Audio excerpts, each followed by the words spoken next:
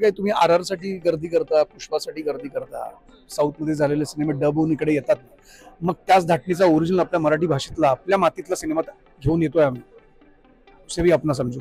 पण ऐका हो, चित्रपटगृहात जाऊन सिनेमा बघा मराठी. शरद केळकर म्हणजे एकदम सुपर आहे. मला खूप खूप चांगला मित्र आहे माझा. मला वाटतं की मी संतोष जुळेकर म्हणून माझ्या ते सगळे एलिमेंट आहेत. एवढं सगळं हिंदीत चालू असताना, मोठ्या कॅनव्हासवर काम करत असताना, हाही मोठा कॅनव्हासच आहे, पण त्याला मराठी सिनेमा करावासा वाटणं ही खरंच आहे. त्याच्यात कुठेतरी मराठीपणा अजून आहे, मराठीबद्दलचं प्रेम आपुलकी अजूनही आहे, माझ्यात तो रानटीपणा आहेच. नमस्कार मंडळी, रानटी चित्रपट नुकताच ट्रेलर लॉन्च झालाय. मी सुद्धा बघला, अक्षरशः अंगावर काटे आलेत आणि अँग्री यंग मॅन इकडे दिसत आहेत. शरद केळकर तर आहेतच, पण संतोष दादा, मी तुला लहानपणापासून बघते. आमच्यासाठी ना तू लहानपणी सुद्धा असा अँग्री यंग मॅन होतास आणि एकदम असा कॉलेजचा जो तरुण असतो ना, म्हणजे कुठली कथा लिहायला घ्यावी तर तुला डोक्यात ठेवून लिहावी असं वाटायचं, म्हणजे लिखाणाची आवड असल्यामुळे. पण याच्यासाठी खूप शुभेच्छा की तू रानटी चित्रपटात एका वेगळ्या भूमिकेत दिसतोयस.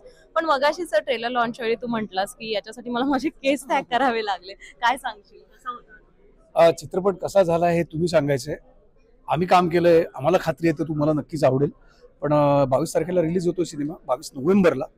चित्रपटगृहात जाऊन चित्रपट बघा. दर सिनेमाच्या वेळेला हे सांगतो, तसंच आताही सांगतोय. पण ऐका हो, चित्रपटगृहात जाऊन सिनेमा बघा मराठी. बघता मी असं नाही कुठले सिनेमा हा बघू नका, तो बघू नका नाही म्हणत आहे, सगळे सिनेमे बघा.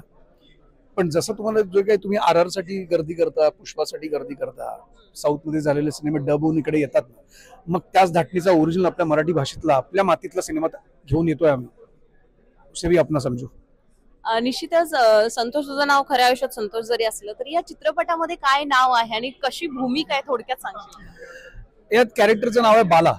आणि हा, भूमिका तर नेमकी कसं, या सांगण्यापेक्षा ती भूमिका रानवट आहे, रानटी पण आहे. अनेक रानटी कलाकारांनी, रानटी लोकांनी भरलेला सिनेमा आहे, त्यातला हा एक रानटी आहे. पण ह्याचा रानवटपणा कसा वेगळा आहे, नेमका काय, कशासाठी आहे, तो आज सिनेमा बघितल्यावर तुम्हाला नक्की कळेल. पण सिनेमा रानटी आहे. रानटी काही असतात, काही बनतात, असं खाली टायटल सुद्धा आहे. तू कसं आहेस, म्हणजे काही असतात मध्ये आहेस की काही बनतात मध्ये? मला असं वाटतं की सिनेमा बघा ना, कारण तुम्हाला दिसतोय ना तो रानटी. आता तो मुळात होता की झालाय, आणि झाला तर का झालाय, कशासाठी झालाय आणि कोणी केलाय, तो हा सिनेमा आहे. हे सिनेमाबद्दल झालं, पण तुझ्या पर्सनल लाईफ बद्दल आम्हाला ऐकायला आवडेल. पर्सनल लाईफ बद्दल व्हॉट, काय म्हणजे? काही असतात आणि काही बनतात, तर रानटीपणा तुझ्यामध्ये आहे की बनलेला आहे? ऑब्व्हियसली माझ्यात तो रानटीपणा आहेच. मला वाटतं की प्रत्येक माणसात प्रत्येक एलिमेंट असतो. चांगुलपणा पण असतो, वाईटपणा असतो, एक कुठेल कारस्थानी माणूस असतो.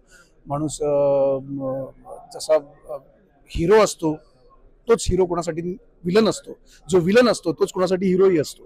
सो मला वाटतं की मी संतोष जुळेकर म्हणून माझ्या ते सगळे एलिमेंट आहेत. आणि या बालासाठी तो जो रानटी असलेला एलिमेंट आहे तो माझ्यातला मी जास्त एनहान्स करून कॅरेक्टर करण्याचा प्रयत्न केला. शरद दादा सोबत काम केल्यास कसा होता अनुभव? त्याला वेगळा आवाज किंवा वेगळा लुकमुळे फार चर्चेत असतो, पण त्याच्यासोबत काम करताना कसं वाटतं? शरद केळकर म्हणजे एकदम सुपर आहे. मला खूप खूप चांगला मित्र आहे माझा. आम्ही पहिल्यांदा काम करतो एकत्र.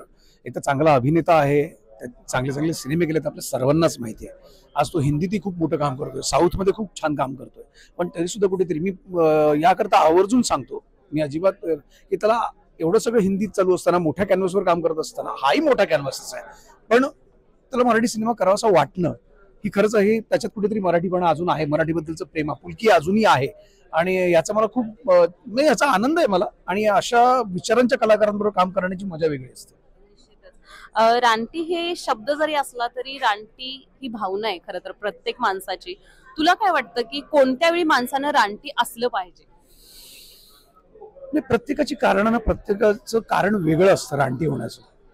त्यामुळे मला वाटतं की त्या रानटीपणातनं जर काही लोकांचं भलं होणार असेल आणि अर्थात त्याबरोबर स्वतःचंही होणार असेल, तर तुम्ही रानटीपणा करण्याचं एक मर्यादा असावी. त्याला एक थॉट असावा. तो काय म्हणू की तो रानटी झाला तर चालेल, पण तो जनावर होऊ नये. सर, हा आता चित्रपट तर आहेच, पण याबाबतची एखादी आठवण किंवा अशी कुठली आठवण आहे का तुझ्या तरुणपणातली म्हण किंवा लहानपणातली अशी एखादी आठवण की तुला आठवली या चित्रपटाच्या दरम्यान? मारामारी जे केलेत ना मी सिनेमा, त्याच्यात मी लहानपणी काय शाळेत असताना, कॉलेजमध्ये असताना खूप केल्यात मारामाऱ्या. अगदी म्हणजे भाईगिरी, टपुरीगिरी बरीच झाली माझी आयुष्यात. त्यामुळे तो अनुभव इथे कामी आलाय मला. प्रेक्षकांना काय सांगशील चित्रपटात? चित्रपट रानटी 22 नोव्हेंबरला रिलीज होतोय, नक्की बघा. तर ट्रेलर तर तुम्ही पाहताच आहे, तर गाणीही येतील आणि चित्रपट 22 तारखेला येतोय, त्यामुळे सिनेमागृहात जाऊन चित्रपट बघा. निश्चितच खूप खूप शुभेच्छा तुला. Thank you so much.